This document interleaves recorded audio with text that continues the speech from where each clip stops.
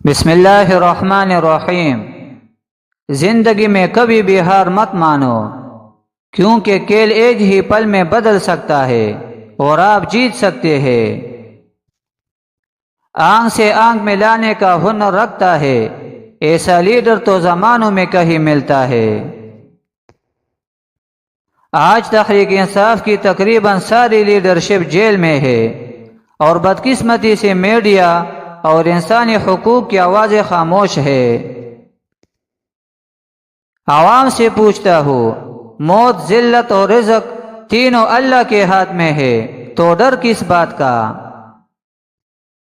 تنقید، فکر بازی اور تن سے کبھی حوصلہ مت ہارو، شور کھلاڑی نہیں تماشائی کیا کرتے ہیں۔